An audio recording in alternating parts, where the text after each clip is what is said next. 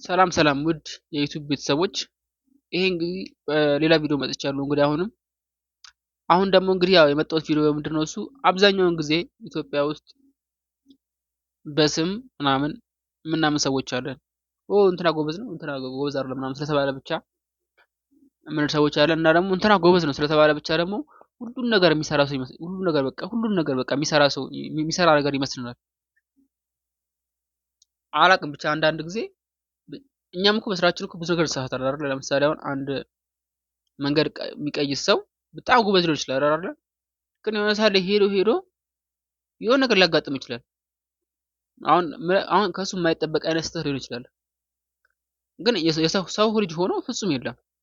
የትኛውም ስራ ላይ የሆነ ነገር ያጋጥማል። ስለዚህ አብዛኛውን ጊዜ እኛ ሀበሾች ምንድነው ችግራችን? ለምሳሌ አንድ ሰው መካኒክ ከሆነ ያ መካኒክ በቃ መካኒክ ምንም አይነት ነገር ስህተት ሊያጋጥም አይገባም ምንል ሰዎች አለን። ገባችሁ አይደለ? ለምሳሌ እኔ አሁን ብትጠይቁኝ አይቼው የማላውቀውን መኪና ከፍቼው እንኳን ምንም አይቼው የማላውቀውን መኪና ዝም ብዬ በአንድ ጊዜ የሆነ ነገር ስለሆነ ብቻ ችግሩ እዚህ ጋር ምናምን ልላችሁ አልችልም። መጀመሪያ የሆነ ማየት ያለብኝ ነገሮች አሉ። ይሄ መኪና ከዛ መኪና ምንድነው ልዩነቱ? ምንድነው ያለው ነገር?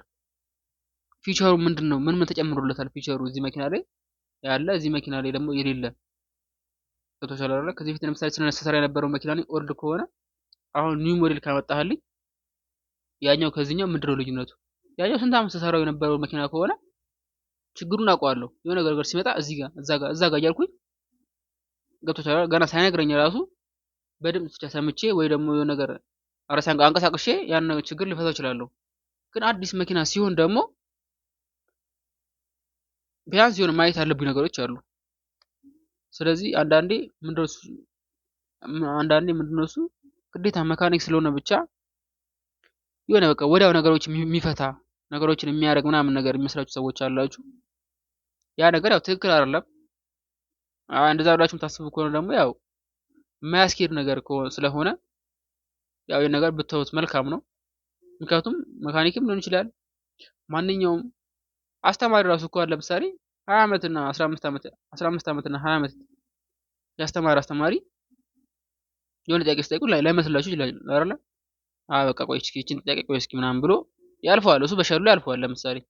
ከዛም በንጋታው አጣርቶ ጠይቆ መጥቶ ምናምን ነገር ይመልሳል። በቃ በየትኛውም ሙያ ቢሆን እንደዛ ነው። የምታውቀው ነገር አለ፣ የማታውቀውም ነገር ደግሞ አለ። የምታውቀውን ነገር ትሰራለህ፣ ታደርገዋለህ። የማታውቀውን ነገር ደግሞ ያው ለማወቅ ወደም ብለህ ጓደኞች ጋር ልትደውል ትችላለህ፣ ጎግል ልታደርግ ትችላለህ ምናምን ነገር ያው ጊዜ ብቻ ያው ወስደህ ምናምን ነገር ያ ነገር ትሰራዋለህ። እና ብዙ ጊዜ ያው መካኒክ ሲሆን ይሄን ሲሞክር ያን ሲሞክር እምቢ ሲለው ምናምን ሲያቅተው በጣም የምትነጫነጩ ሰዎች አላችሁ፣ ሹፌሮች አላችሁ። ገብቶሻል አይደል? ቢያንስ ያ መካኒክ ከእናንተ በጣም በብዙ ነገር ይሻላል አይደል? በቃ እናንተ ቁጭ ብላችሁ ለምሳሌ ማሽከርከር ሊሆን ይችላል ስራችሁ፣ መንዳት ሊሆን ይችላል ስራችሁ፣ ማርሽ ያስገባችሁ ምናምን ነገር መንዳት ሊሆን ስራችሁ። ያ መካኒክ ደግሞ የተበላሸን በጣም ብዙ መኪና ሰርቷል አይደል? ስራውን መካኒክ ነው። ስለዚህ ከእናንተ ይልቅ ያ መካኒክ በጣም ከእናንተ የተሻለው ነገር ነው። ተምሯል፣ ብዙ ዓመት ሰርቷል፣ አሁንም እየሰራ ነው፣ ወደፊትም ይሰራል። ስለዚህ እናንተ ምንም አላላችሁ ኦልሬዲ ያ መካኒክ መስራቱ እኮ አይቀርም እኮ። ግን ምንድነው እሱ አታስጨንቁ። አንዳንዴ ሰውንም ኦቨር ስትረስ ባከቱ ጥሩ ነው። ያ መካኒክ በቃ አይቶ አገናዝቦ አይቶ እሱ እኮ ካቃተው እኮ በቃ ይሄ ነገር በዳይቅ የሚሰራ አይደለም ምናምን ብሎ መሰጥቶ አይቀርም አይደል መጨረሻ ላይ። ስለዚህ አንዳንዴ ትዕግስት የሚባል ነገር ይፍጠርባችሁ። አብዛኛው ጊዜ ትዕግስት በቃ የለውም ማለት ይቻላል። አንዳንድ ሰው በቃ ወዲያው ልክ መኪናውን ያመጣል አይደል? ስንት ዓመት ሙሉ እሱ ወይ የሆነ ነገር ያ መኪና ሳይከታተለው ስንት ዓመት ሙሉ የነበረ ድምፅ የሆነ ሰዓት ላይ የሆነ ነገር ሲሆን ብቻ ይመጣና በአንድ ጊዜ እንዲፈታ ይፈልጋል። አንደኛ እሱ፣ ሁለተኛ ደግሞ እዚሁ በቃ እዚሁ ወተት ፋሪያትና እስኪ የሆነ ነገር እስኪ አስረሽ ምናምን ነገር በቃ እስኪ እንዲነዳ ብቻ አድርጊ ምናምን ነገር የሚልም ደግሞ አለ። ወይ እንደዚህ አይሆንም። ስለማይሆን ነው። የሚሆን ነገር ቢሆን ማንም ሰው ከማድረግ ወደ ኋላ አይልም። ግን ደግሞ አንዳንዴ የማይሆንና የሚሆን ነገሮችን ብንለይ ጥሩ ነው ብዬ አስባለሁ። ያው እንደዚህ ስል ደግሞ መካኒክ ጋር ችግር የለም እያልኩኝ አይደለም። መካኒካም በጣም ብዙ ችግሮች አሉ። ያው ሁሉም ሰው አንድ አይደለም። አሁን እኔ ስለራሴ እንደማወራው ሁሉ ስለሌላ ሰው ደግሞ እንደዚህ ነው ብዬ ማውራት አልችልም። ያው እኔ ካየሁት ነገር አንፃር አብዛኛው ሹፌር ያው ያየሁትን ነገር ለመናገር ያክል ነው እንጂ በጣም ብዙ መካኒኮችም ደግሞ አሉ። በጣም የሚዋሹ አሉ፣ የሚሰርቁ አሉ፣ ያልተበላሸ እቃ ተበላሽቷል ብለው የሚያስገዙ አሉ። ኦሪጂናል እቃ እንትን ብሎ በሎካል እቃ የሚገጥሙ ይኖራሉ ምናምን ነገር። ይሄ ምንም የሚደበቅ ነገርም አይደለም። ማንም ሰው መደበቅም ልደብቀው አይደለም ብልም ማንም ሰው አያምነኝም አይደለ? ስለዚህ መካኒክ ጋር የሆነ ስህተት አለ። ገባችሁ አይደለ? ስለዚህ አሁን እንደዚህ ስለ መካኒኮች ሌላ ቪዲዮ ሰርተን እንለቃለን። ያው አሁን ላይ ግን ስለ ሹፌሮች ነው። ስለዚህ ችግር ካለ እኮ ሁሉም ሰው ጋር ችግር አለ እኮ። መካኒክ ጋር ብቻ ሳይሆን መካኒክ ጋር፣ ሹፌር ጋር፣ ዶክተሩም ጋር፣ አስተማሪውም ጋር፣ ኢንጂነሩም ጋር ሁሉም ችግር እኮ አለ አይደል? የሆነ ሰዓት ላይ ፎቅ ሰመጠ ይላል። ሙሉ ፎቅ እንኳን ሰመጠ ብሎ የሙሉ ገንዘብ የሚወስድ አለ። መንገዱ በማይሆን ተሰርተው ምናምን ነገር እና ካወራን ሁሉም ሰው ጋር ችግር አለ።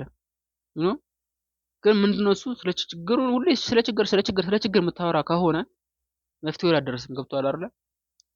አሁን ለምሳሌ ሁሉ ጊዜ እያረፈደ የሚመጣ ልጅ አንድ ሁሌ ስለ ችግሩ የምትነግረው ከሆነ ሁሌ ችግሩ ምንድነው አንተ ምናምን እያልክ የምትቆጣው ወይ ደግሞ የምትሰድበው ወይ ደግሞ ዝም ብለህ ደሞዙን የምትቆርጥ ምናምን ነገር ከሆነ ምንድነው እሱ ጭራሽ ችግሩን እያባስከው ነው እንጂ የምትሄደው እንጂ አታስተካክለውም። ግን ያ ሰው ለምንድን ነው የሚያረፍደው ብለህ ብትጠይቀው ጠጋ ብለህ ወይ ልጁን ትምህርት ቤት አድርሶ መግቦ ምናምን ነገር ሊመጣ ይችላል። ወይ ደግሞ እናቱ የሚንከባከብ ሊሆን ይችላል። ወይ ደግሞ በጣም በቃ ከሰፈሩ ለመውጣት በጣም ረጅም መንገድ ሊያስኬድ ይችላል በእግር ሄዶ ምናምን እና አንዳንዴ ጠጋ ብሎ መጠየቅ አላ በእርጋታ መንፈስ እስኪ ምንድነው ችግሩ ምን ልርዳ ምናምን ነገር ልክ የሆነ መካኒክ ሲቸገር የሆነ ስራ እየሰራ ለምሳሌ በቃ ቢሞክር መኪናው አልነሳም ሊል ይችላል አይደል? እዚህ ጋር ተቆጣ መቆጣት መበሳጨት ወይ ደግሞ በቃ አትችልም ምናምን ማለት በቃ ያ ነገር መፍትሄ ሊሆን አይችልም። በነገራችን ላይ ነገሮችን ረጋ ባለ መንገድ ለመስራት መሞከርና መመካከር ያ ነው በቃ እኔ የምልህ ያ ነው በቃ የተማረ ሰው ብዬ ማስበው ያ ነው። ስለዚህ እንደዚህ ነገሮችን በማድረግ ነገሮችን አንዳንዴ ተሰከረና ረጋ ባለ መንገድ ብናያቸው መልካም ነው ብዬ አስባለሁ። አሁን እዚህ ላይ በግጥ ይሄን እያወራ ያለሁት ፍጹም ሁሉም ሰው እያልኩት ሳይሆን ሹፌርም ጋር ያለው ችግር በሙሉ መካኒኮችን ጋር ብዙ ችግሮች አሉ። ስለነሱ ደግሞ ሲቀጣይ አንድ ቪዲዮ ሰራለሁ እና አሁን ግን ያው ሹፌሮች እናንተ ጋር ያሉትን ችግሮች ለማስተካከል ሞክሩ። ዝም ብላችሁ በሆነው ባልሆነው ለመገንፈል ወይ ደግሞ ለመቆጣት ወይ ደግሞ እንትን ለማለት አትሞክሩ። ያ ነገር ምንም መፍትሄ አያመጣም ነገራችን ላይ። ምክንያቱም እኔ የሆነ ነገር እየሰራው ጭራሽ ያ ስራ እልህ አስይዞኝ የሆነ ነገር ለምሳሌ አልፈታ ብሎኝ እልህ አስይዞኝ እንትን እያልኩኝ ምናምን ነገር አንተ መተህ እዚህ ጋር የሆነ ነገር የምትለኝ ወይ ደግሞ የሆነ የማይሆን ፊት የምታሳየኝ ከሆነ ያን ስራ ትቼው ልሄድ እችላለሁ ትዕግስተኛ ካልሆንኩኝ። ገባችሁ አይደል? ጭራሽ ደግሞ ያ ስራ ደግሞ ሊጠም ይችላል። ጭራሽ በቃ ይሆናል ተራዳ ቴንሽን ትሆናለህ። ያን ሰው እዛ ጋር እንትን ትሰማዋለህ፣ እዚህ ጋር ደግሞ ስራው አለ። ሁለት ቦታ ደግሞ መሆን አትችልም። ገባህ አይደል? ስለዚህ ያው ነገሮችን ረጋ ባለና በሰከነ መንገድ ለማድረግ እንሞክር ለማለት ነው። ይህ የአብዛኛው ሰው በሁሉም ስራ ላይ ያለ ሰው ይመስለኛል። ይሄ ሀሳብ በማንኛውም ስራ ላይ ያሉ ሰዎች የሚያነሱት ሀሳብ ይመስለኛል። እስኪ በዚህ ሀሳብ ላይ እኔ ይሄ ሀሳብ አለኝ ምናምን የምትሉት ነገር ካለ ኮሜንት ላይ አስቀምጡ። እናንተ ያያችሁትን ችግር ምናምን ነገር ካለ ኮሜንት ላይ አስቀምጡ። መልሰን እንደዚሁ እንወያይበታለን። እና መጠየቅ የምትፈልጉት ማንኛውም ነገር ካለ ደግሞ ከመኪና ጋር የተያያዘ ነገር ኮሜንት ላይ አስቀምጡ። ይመቻችሁ። ሰብስክራይብ እና ላይክ ማድረጋችሁን ግን አትርሱ። ይመቻችሁ።